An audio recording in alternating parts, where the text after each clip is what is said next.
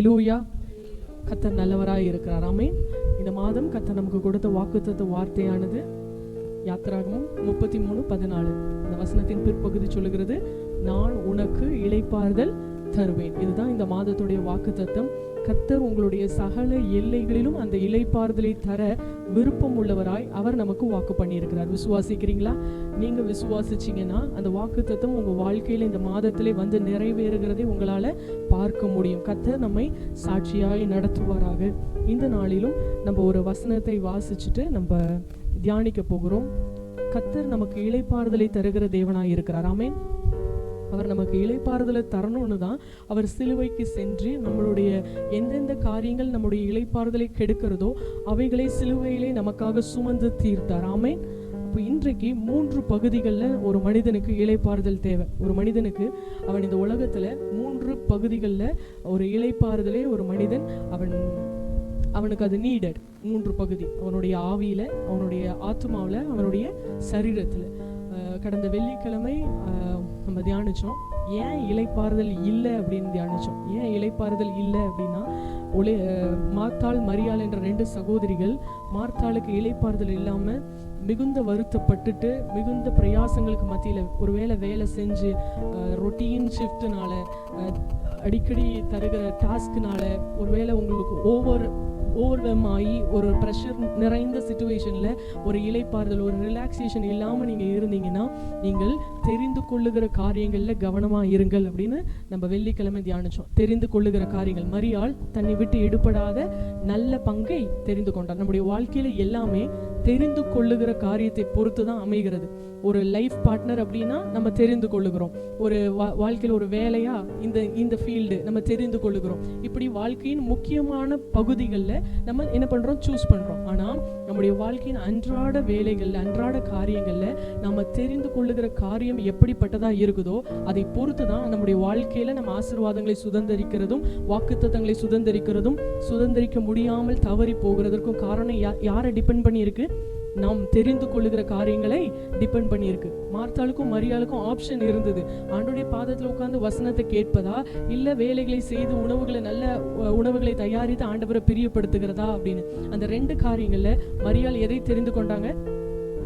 நான் செய்யற வேலைகள் இருக்கட்டும், நான் செய்யற ஊழியங்கள் இருக்கட்டும், நான் ஆண்டவருக்கு செய்யறது இருக்கட்டும், ஆண்டவர் எனக்கு சொல்லுகிற காரியத்தை உட்கார்ந்து முதல்ல நான் கேட்கிறேன்னு அவங்க தெரிந்து கொண்டதுனால, அவங்க அந்த நல்ல பங்கை தெரிந்து கொண்டதுனால அந்த இளைப்பாறுதலை அவங்க என்ன பண்றாங்க, பெற்றுக்கொண்டாங்க. ஒரு ரிலாக்ஸேஷன், ஒரு சந்தோஷத்தை பெற்றுக்கொள்றாங்க. நம்முடைய வாழ்க்கையிலும் அன்றாட வாழ்க்கையிலையும் நம்ம ஆண்டவருக்காக அநேக காரியங்கள் செய்வதை தாண்டி, இந்த உலகத்திற்காக அநேக காரியங்கள் செய்வதை தாண்டி நாம் தெரிந்து கொள்ளுகிற காரியங்கள்ல ஆண்டவருக்காக பிரயாசப்படுறதை விட ஆண்டவரோடு நேரத்தை செலவிட நம்ம தெரிந்து கொள்ளும் போது ஆண்டவர் நமக்கு அந்த இளைப்பாறுதலை தருவார். அப்படி முழுவதும் பேதுரு என்ன பண்றாரு? பிரயாசப்பட்டது மாத்திரம் இல்ல, மிகுந்த வருத்தப்பட்டு பிரயாசப்பட்டு அவரால் ஒண்ணு கூட பிரயோஜனம் இல்லை. ஆனா ஆண்டவர் சொல்றாரு, என் வார்த்தையின்படி போடு. அப்போ ஆண்டவருடைய வார்த்தைக்கு நம்ம நேரம் கொடுக்கும்போது, ஆண்டவருடைய வார்த்தைக்கு ப்ரையாரிட்டி கொடுக்கும்போது, ஆண்டவருடைய வார்த்தையை நம்ம சூஸ் பண்ணும்போது, இந்த உலகம் சொல்லும் உனக்கு இது நடக்காது, அதெல்லாம் பெற்றுக்கொள்வதற்கு ஒரு தகுதி வேணும்னு இந்த உலகம் சொல்லும். ஆனா ஆண்டவருடைய வார்த்தை என்னை கனத்துக்குரியவனா மாற்றுவேன்னு அவர் சொல்லியிருக்கிறார். உன் பேரை பெருமைப்படுத்துவேன்னு சொல்லியிருக்கிறார். பூமியில் உள்ள வம்சங்கள் எல்லாம் உனக்குள் ஆசீர்வதிக்கப்படும் சொல்லியிருக்கிறாரு. என் ஆசீர்வாதத்தின் ஊற்றா வச்சிருக்கிறாருன்னு நீங்க ஆண்டவருடைய வார்த்தையை தெரிந்து கொண்டீர்கள் என்றால் அந்த நன்மையை ருசி பார்ப்பீங்க. ஆமென். ஒரு ஆமேன்னு சொல்லலாமா? அப்போ நம்முடைய வாழ்க்கையில நெகட்டிவா ஒரு காரியம் இருக்கு, பாசிட்டிவா ஆண்டவர் காரியங்களை சொல்லுகிறார் என்றால் நீங்க எதை தெரிந்து கொள்ளுகிறீர்களோ அதன்படியே உங்களோட வாழ்க்கையை நீங்க அமைத்து கொள்ளுறீங்க. அப்போ ஒருவேளை நன்மையான காரியங்களை ஆண்டவர் நமக்கு வாக்குத்தத்தம் பண்ணியிருக்கும் போது ஏன் பயமான ஒரு விஷயத்தை நான் என்ன பண்ணணும், தெரிந்து கொள்ளணும்? ஏன் நெகட்டிவான ஒரு விஷயத்தை நான் தெரிந்து கொள்ளணும்? எனக்கு ஆபத்து வந்துரும்னு ஏன் நான் அதை தெரிந்து கொள்ளணும்? என்னை நேர்த்தியாய் நடத்துகிற கர்த்தர் எனக்கு வாக்கு பண்ணின எத்தனையோ வாக்குத்தத்தங்கள் இருக்கு, அதை நாம் தெரிந்து கொண்டு நம்முடைய வாழ்க்கையில இது ஒவ்வொரு நாளும் நடைபெறுகிற, நம்முடைய சிந்தையில நடைபெறுகிற ஒரு பெரிய பேட்டில், பெரிய ஒரு போராட்டம். என்னது? நாம் எதை தெரிந்து கொள்ள வேண்டும் என்று. அந்த இடத்துல மரியாள் போய் இயேசுவிட பாதத்துல உட்கார்ந்து இருந்தது பெருசா ஆண்டவர் பேசல, அவள் தெரிந்து கொண்ட விதத்தை அவர் பாராட்டி என்ன பண்றாரு, பேசுறாரு. இன்னைக்கு நம்ம முன்னாடி சாய்ஸ் இருக்கு. எந்த எந்த ஒரு காரியமோ 1 மணி நேரம் ஃபோனில் இன்ஸ்டாகிராமோ இல்லை யூடியூப்லேயோ வீடியோஸ் பார்ப்பதை நாம் தெரிந்து கொள்கிறோமா, இல்லை 1 மணி நேரம் இன்னைக்கு ஜெபிக்கலைன்னு நம்ம தெரிந்து கொள்கிறோமா? இன்றைக்கு இவங்ககிட்ட போய் உட்காந்து சரி ஃப்ரீயாக இருக்கிறோம், போய் இவங்களுக்கு ஃபோன் பண்ணி பேசலாம் அப்படின்னு தெரிந்து கொள்கிறோமா, இல்லை இன்னைக்கு ஏதாவது ஒரு புது அதிகாரத்தை எடுத்து புதுசாக தியானிப்போன்னு தெரிந்து கொள்கிறோமா, இல்லை ஏதோ ஒருத்தர் உங்களை குறித்து சொன்ன தவறான செய்தி உங்கள் காதுகளில் வரும்போது அதை இக்னோர் பண்ணிட்டு தேவன் என்னை குறித்து என்ன சொல்லியிருக்கிறார், அவர்கள் முன்னாடி என்னை சாட்சியாக நிறுத்துவாருன்னு ஆண்டவரை நம்பி போகிறோமா, இல்லை அதை குறித்து விசாரித்து கொண்டும் அதை ஒரு 4 பேர்கிட்ட அவங்க அப்படி சொன்னாங்களா, அது உண்மையா, அதுக்கு பின்னாடி அவங்க இப்படிப்பட்டவங்க தெரியுமான்னு அதை குறித்து நம்ம சூஸ் பண்றதுல தான் நம்முடைய வாழ்க்கை, நம்மளுடைய டெஸ்டினியை நம்ம தான் என்ன பண்றோம், ஃப்ரேம் பண்றோம். எதை வைத்து? நான் தெரிந்து கொள்ளுகிற காரியங்களை வைத்து. எந்த ஒரு காரியம் உங்க வாழ்க்கையில நம்ம சாப்பிடுறதுக்கு நம்ம என்னதான் பண்றோம், சூஸ் பண்ணி தான் சாப்பிடுறோம். கண்டதை நம்ம சாப்பிடுறது இல்ல, நம்ம சூஸ் பண்ணி சாப்பிடுறோம். அதே போல நாம் பேசுகிறவைகளையும் நாம் கேட்கிறவைகளையும் நாம் சிந்திக்கிறவைகளையும் தெரிந்து கொண்டு சூஸ் பண்ணி செய்கிறவன் கர்த்தருடைய இருதயத்துக்கு ஏற்றவனாய் கர்த்தருடைய இளைப்பாறுதலை சுதந்திரிக்கிறவனா இருக்கிறான். விசுவாசிக்கிறீங்களா? ஆமே. ஸோ அது இளைப்பாறுதல் இல்லை, சரியான இடத்துல ஒரு காரியத்தில் இளைப்பாறுதல் மிஸ் ஆகுதுன்னா நீங்கள் தெரிந்து கொள்ளணும், நான் எங்கேயோ சூஸ் பண்ணுறதுல என்ன பண்ணிட்டேன், தப்பான ஆப்ஷனை சூஸ் பண்ணிட்டேன். அப்போ நான் தெரிந்து கொண்ட விஷயத்தை நான் அனலைஸ் பண்ணி பார்க்கும்போது நான் இழந்த இளைப்பாறுதலை எனக்கு ஆண்டவர் மீட்டு தர அவர் வல்லமை உள்ளவராக இருக்கிறார். விசுவாசிக்கிறீங்களா? ஆமே. இன்றைக்கு நான் இந்த ஆவியில ஆத்மால சரீரத்துல இதற்கான இளைப்பாறுதலை குறித்து 3 வசனங்களை உங்களுக்கு காண்பிச்சுட்டு ஆண்டவர் நம்மை வழி நடத்துவாராக. எடுத்துக்கொள்ளலாம். மத்தேயு எழுதின சுவிசேஷம் 11வது அதிகாரம் 28வது வசனம். நம்ம எல்லாருக்கும் ரொம்ப பிரபலமான ஒரு வசனம். மத்தேயு 11:28 அந்த வசனம் சொல்லுகிறது, வருத்தப்பட்டு பாரம் சுமக்கிறவர்களே நீங்கள் எல்லாரும் என்னிடத்தில் வாருங்கள், நான் உங்களுக்கு இளைப்பாறுதல் தருவேன். ஒரு ஆமென். அப்போ ஒருவேளை சரீர பிரகாரமாய் நீங்க பலவிதமான வருத்தங்களை அனுபவித்து கொண்டிருந்தால் உங்களுக்காக கர்த்தர் சொல்றாரு, என்னிடத்தில் வாருங்கள், நான் உங்களுக்கு இளைப்பாறுதல் தருவேன். இயேசுவின் இடத்துல நம்ம நெருங்கும் போது நமக்கு இளைப்பாறுதலை அவர் தருகிறார். 2வது 29வது வசனம், மத்தேயு 11:29, நான் சாந்தமும் மனத்தாழ்மையுமாய் இருக்கிறேன், என் நுகத்தை உங்கள் மேல் ஏற்றுக்கொண்டு என்னிடத்தில் கற்றுக்கொள்ளுங்கள், அப்பொழுது உங்கள் ஆத்துமாக்களுக்கு இளைப்பாறுதல் கிடைக்கும். நம்ம ஆத்துமாவுக்கு இளைப்பாறுதல் வேண்டும் என்றால் நாம் கர்த்தருடைய நுகத்தை ஏற்றுக்கொண்டு நாம் கற்றுக்கொள்ள நம்முடைய இருதயத்தை ஆயத்தப்படுத்தும் போது நம்முடைய ஆத்துமாவுக்கு என்ன கிடைக்குமா, இளைப்பாறுதல் கிடைக்கும். முதல்ல நான் சொன்ன இளைப்பாறுதல் எதற்கு? சரீரத்திற்கு. இயேசு கிட்ட வரும்போது நம்முடைய சரீரத்திற்கு இளைப்பாறுதல் கிடைக்கும். 2வது நம்முடைய ஆத்துமாவுக்கு எப்போ இளைப்பாறுதல் கிடைக்கும்? இயேசுவின் நுகத்தை ஏற்றுக்கொண்டு அவரிடத்தில் நாம் கற்றுக்கொள்ளும் போது அந்த ஆத்துமாக்களுக்கு இளைப்பாறுதல் கிடைக்கும். 3வது ஏசாயா எழுதின தீர்க்கதரிசன புஸ்தகம் 28வது அதிகாரம் வசனம் 11-12. ஏசாயா 28:11-12 அந்த வசனம் சொல்லுகிறது, பரியாச உதடுகளினாலும் அந்நிய பாஷையினாலும் இந்த ஜனத்தோடே பேசுவார், இதுவே நீங்கள் இளைத்தவனை இளைப்பாற பண்ணத்தக்க இளைப்பாறுதல். இந்த வசனத்தை நீங்க தொடர்ந்து வாசிச்சு பார்த்தீங்கன்னா, இதை நான் சொல்றேன் ஆனா அவங்க அதை என்ன பண்ண மாட்டேன்றாங்க, செய்ய மாட்டாங்க அப்படின்னு இந்த வசனம் முடியுது.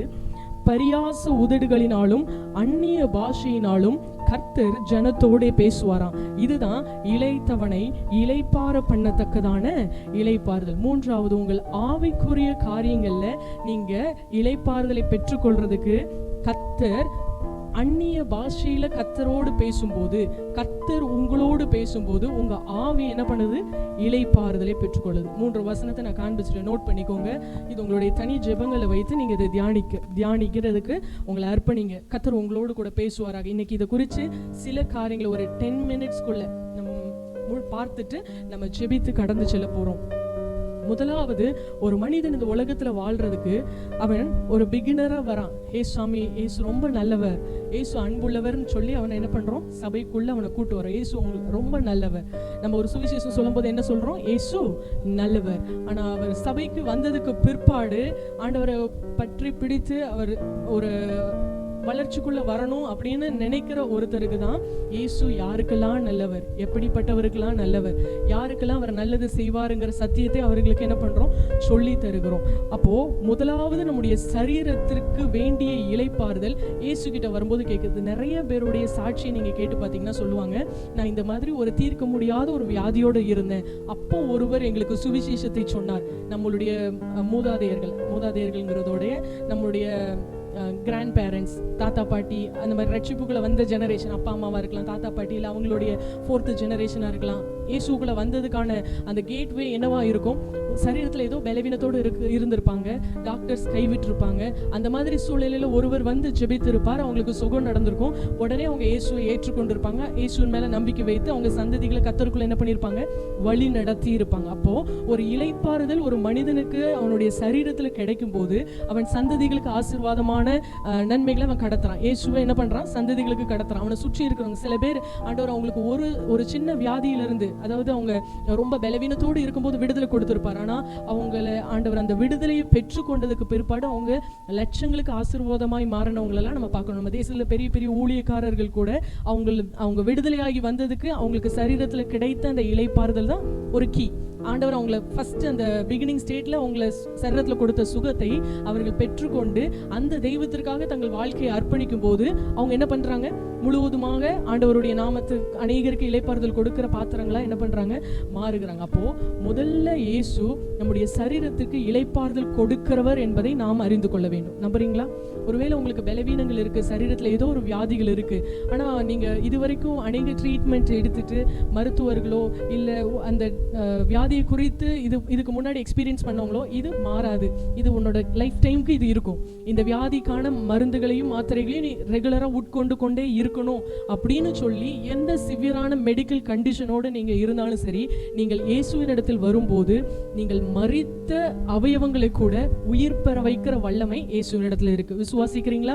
உங்களை இளைப்பாறுதலுக்குள்ள நடத்தணும். நீங்க உங்க சரீரம் நல்ல சரீர பலத்தோட, நல்ல இளைப்பாறுதலோட, நல்ல சமாதானத்தோடு இருக்கணுங்கிறதற்காக இயேசு சிலுவையில ரத்தத்தை சிந்தினார். ஆமென். அப்போ இயேசுவின் இடத்துல ஒருத்தங்க வரும்போது, இயேசுவின் மேல அவருடைய வார்த்தையின் மேல நம்பிக்கை வைக்கும்போது, ஒருவேளை பலவீனத்தோடு இருந்தீங்கன்னா, தீர்க்க முடியாத ஏதோ ஒரு பிரச்சனைகளோடு இருந்தீங்கன்னா, இயேசு சுவிசேஷ புஸ்தகங்கள்ல நமக்கு சொன்ன செய்த அற்புதங்களை, மத்தேயு, மார்க்கு, லூக்கா, யோவான் சுவிசேஷ புஸ்தகத்துல இயேசு செய்த அற்புதங்களை எடுத்து அதை படித்து உங்கள் விசுவாசத்தை என்ன பண்ணிக்கொள்ளுங்கள்? பெருக்கிக் கொள்ளுங்கள். உங்க விசுவாசத்தை பெருக்கிக் கொள்ளுங்க. 12 வருடமாய் பெரும்பாடுள்ள ஸ்திரீ, 18 வருடமாய் கூனியாய் இருந்த ஸ்திரீ, திமிர்வாதக்காரர்கள், பிறந்ததிலிருந்தே கண்கு பார்வை இல்லாதவங்க, இயேசு செய்த அற்புதங்கள் எல்லாமே இந்த உலகத்தினால், உலக மருத்துவங்களால், உலகத்தினுடைய ஞானத்தினால சரி செய்யவே முடியாது என்ற காரியங்கள்ல தேவன் அவரிடத்தில் வந்தவர்களுக்கு இளைப்பாறுதலை கட்டளையிட்டு அவர்களை என்ன பண்ணாரு?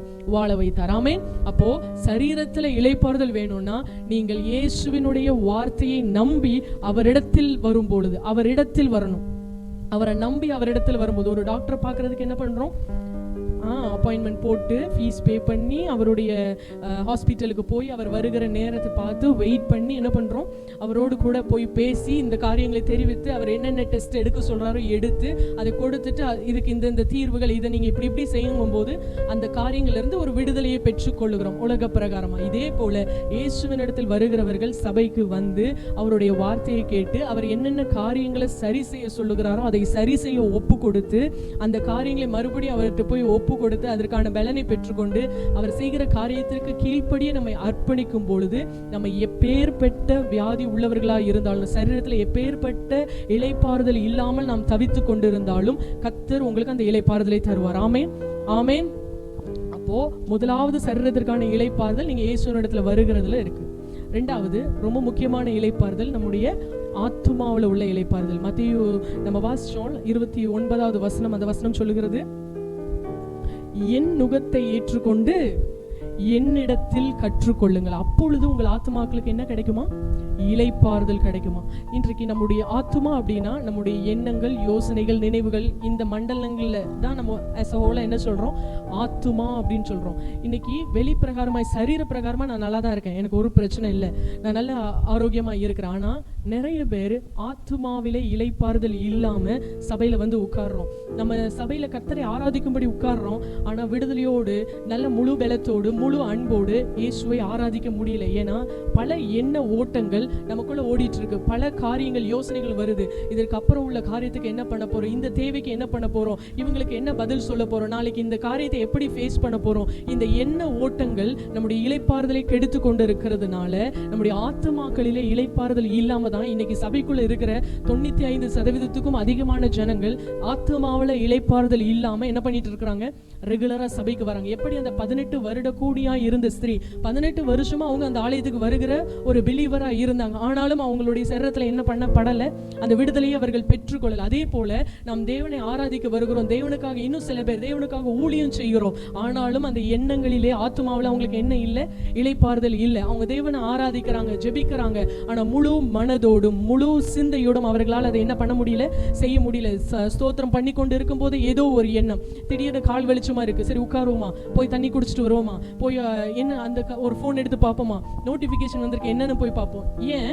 அந்த ஆத்மா இளைப்பாறுதல் இல்லாமல் அலசடி பட்டு கொண்டு இருக்கிறதுனால, அந்த எண்ண ஓட்டங்கள் இங்கேயும் அங்கேயும் அவங்கள சிதற பண்ணி கொண்டு இருக்கிறதுனால அவங்க ஆத்மால என்ன இல்லை, இளைப்பாறுதல் இல்லை. அப்படிப்பட்டவர்களுக்கு கர்த்தர் சொல்லுகிறார், அந்த வசனம் சொல்லுகிறது 29வது வசனம், என் நுகத்தை ஏற்றுக்கொண்டு என்னிடத்தில் கற்றுக்கொள்ளும் போது உங்கள் ஆத்மாவுக்கு இளைப்பாறுதல் கிடைக்கும். இன்னைக்கு நம்ம ஒவ்வொருவரும் நம்ம பிறந்ததிலிருந்து ஏதோ ஒரு பாரத்தை நம்முடைய தோள் மேல தூக்கி வைத்து சுமந்து கொண்டவர்களாய் நம்ம என்ன பண்ணிட்டு இருக்கோம், அலைந்து கொண்டு இருக்கிறோம். ஒரு சகோதரி, என்னுடைய டேடி அவங்களோட மினிஸ்ட்ரி பாதையில் ஒரு சகோதரியை பற்றி சொல்லுவாங்க. அவங்கள ரொம்ப சின்ன வயசுலயே அவங்களுக்கு தெரியும். இப்போ சின்ன வயசுல அவங்க அம்மா அவங்கள கூப்பிட்டு வந்து ப்ரேயருக்காக கூப்பிட்டு வந்தாங்க. எதுக்காக அப்படின்னா, நல்லா படிக்கணும் என் பிள்ளை அப்படின்னு.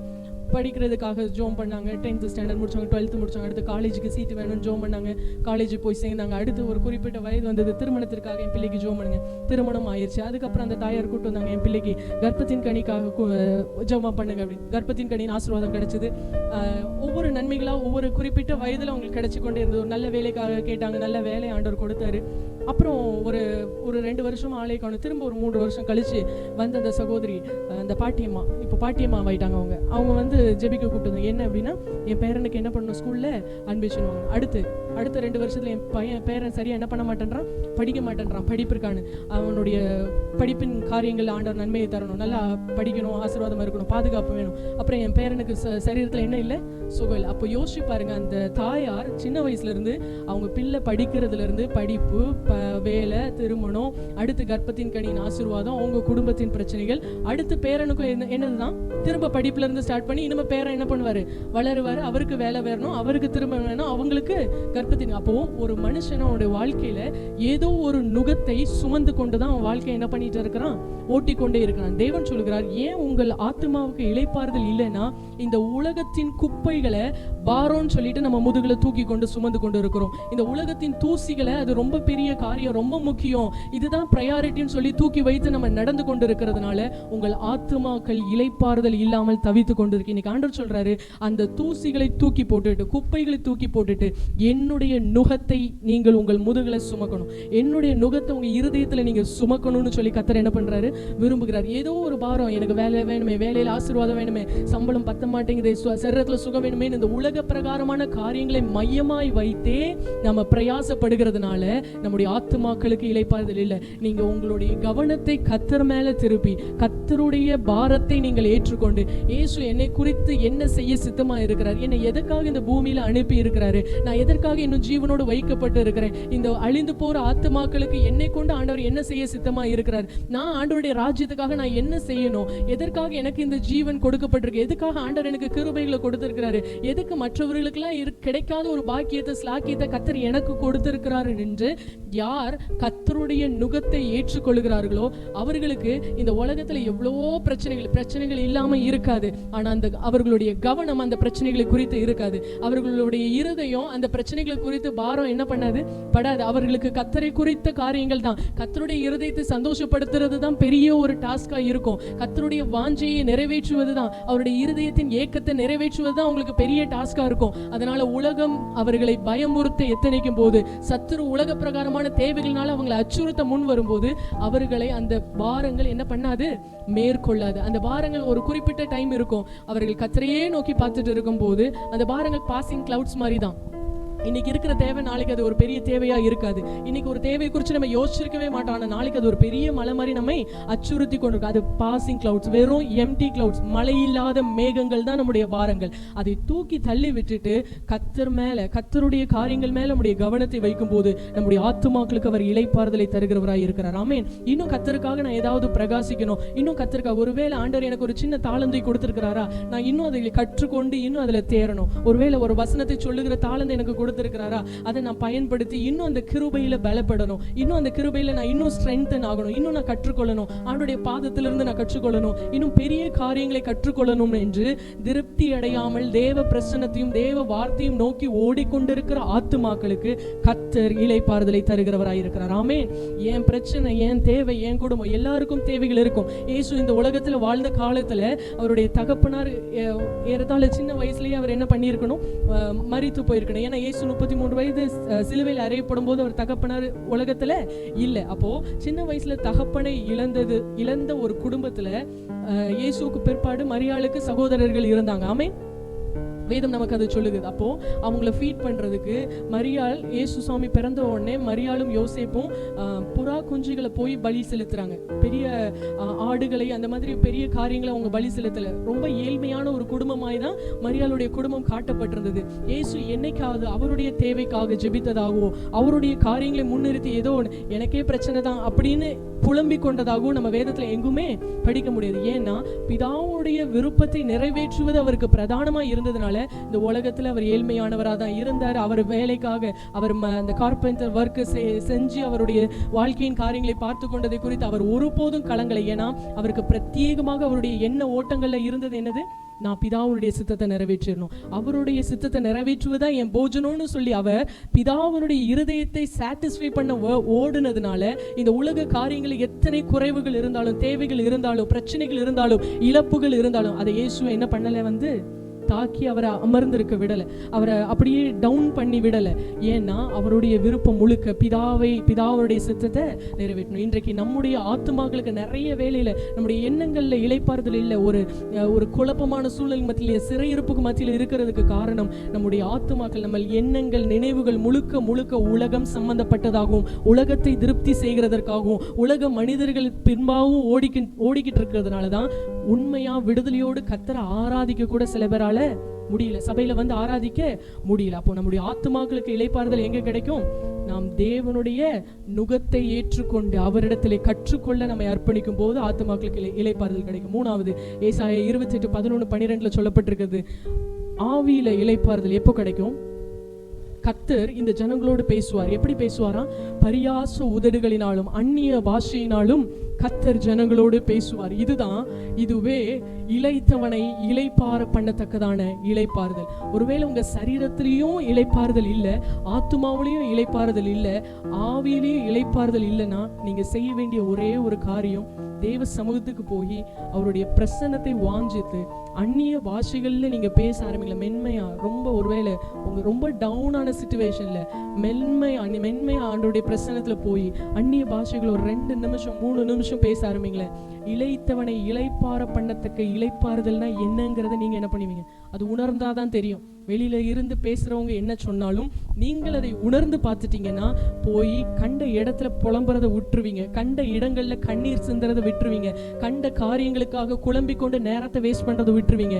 எப்போ ஆவியில எப்படி இளைப்பாறுதல் இல்லாமல் இருக்கிற ஒரு ஆவி தேவனுடைய வார்த்தைகளை கேட்கும் போது, அந்நிய பாஷைகளை பேசும்போது அந்த இளைப்பாறுதல் எப்படி வருதுன்னு நீங்க ஒன்ஸ் ருசி பார்த்துட்டீங்கன்னா உங்கள் ஜெபங்கள் மாறிடும், நீங்க செய்யற ஊழியம் மாறிடும், நீங்க ஆண்டவர் மேல வச்சிருக்கிற அன்பு இருக்குல்ல இன்னும் ஆழமாகும், இன்னும் ஆண்டவருக்காக செய்யணும், ஆண்டவருக்காக ஊழியங்களை செய்யணும், காரியங்களை செய்யணும்ங்கிற வைராகியம் உங்களை பற்றி பிடித்துக் கொள்ளும். எப்போ அந்நிய பாஷையில நீங்க தேவனோடு நெருங்கும் போது அவர் உங்களோடு கூட உங்கள் ஆவியை அவர் இளைப்பாறுதலுக்குள்ள அவர் என்ன பண்ணுவாராம்?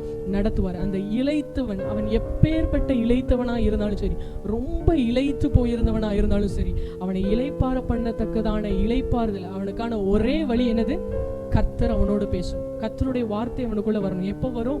அந்நிய பாஷையில கர்த்தர் பேசுவார். பரியாச உதடுகளினாலும் அந்நிய பாஷையினாலும் இந்த ஜனத்தோட பேசுவார். அப்போ அந்நிய பாஷையை பெற்றுக்கொள்வது ஒரு பிலீவருக்கு ரொம்ப ரொம்ப அவசியம். பிலீவருக்கு ரொம்ப ரொம்ப ரொம்ப அவசியம். அப்போ கர்த்தருக்காக ஊழியம் செய்யணும்னு வந்திருக்கிற நமக்கு அது எவ்வளவு எவ்வளவு எவ்வளவு இம்பார்ட்டன்ட்.